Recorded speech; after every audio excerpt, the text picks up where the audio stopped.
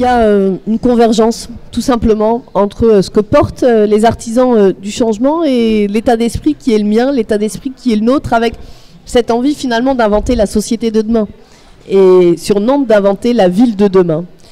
Je crois que cet événement, il contribue très clairement aujourd'hui à faire de Nantes le territoire vibrant et inspirant qu'il est.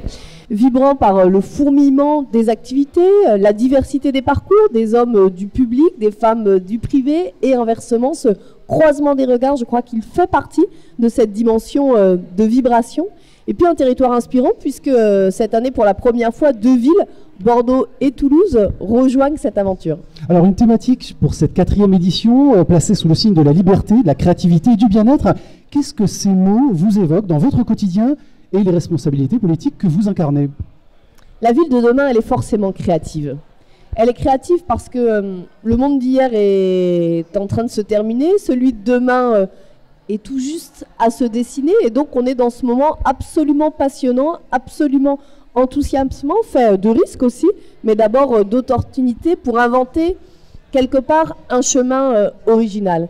La ville de demain, moi je suis convaincue qu'elle sera collaborative, créative et sensible aussi. Donc le programme, les 2 jours qui ont lieu ici pour la première fois à Stéréolux viennent nourrir cette dynamique. Transition managériale, sociale et digitale des organisations, ce sont les sujets que nous avons évoqués pendant ces 2 jours. Et sur ces enjeux majeurs, nous donner peut-être des exemples concrets de ce qui se passe dans vos services au quotidien. L'innovation, elle est en externe et en interne. Et quand une grande maison comme la ville ou la métropole, plus de 8000 agents au total, passe progressivement au collaboratif, à l'horizontalité, ça donne de l'innovation participative ouverte. C'est, je crois, un vrai changement de culture professionnelle qui est à l'œuvre. Il ne suffit pas de le décréter. Ça se construit étape après étape, jour après jour. Et puis, le collaboratif, c'est aussi les démarches que nous lançons.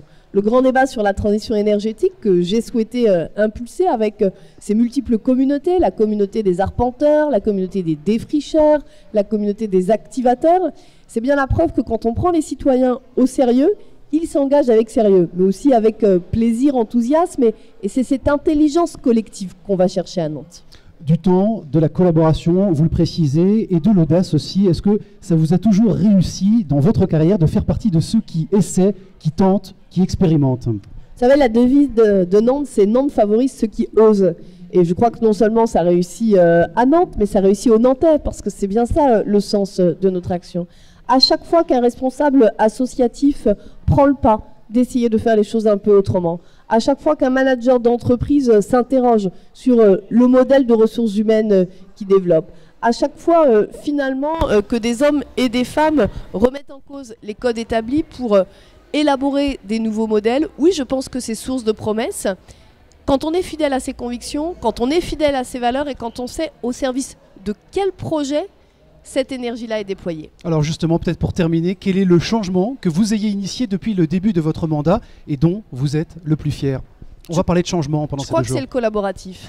Vous savez, quand j'ai lancé ces grands débats citoyens, le premier sur la Loire, aujourd'hui sur la transition énergétique, il y a eu beaucoup de questions, disons-le clairement. Est-ce que c'est une opération de communication? Est-ce que derrière des lignes vont bouger?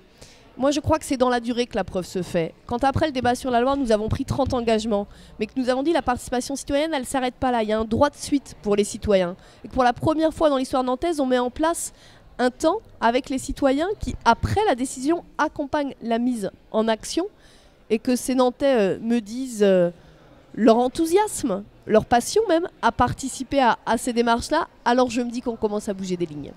Merci beaucoup, Johanna Merci Roland. à vous.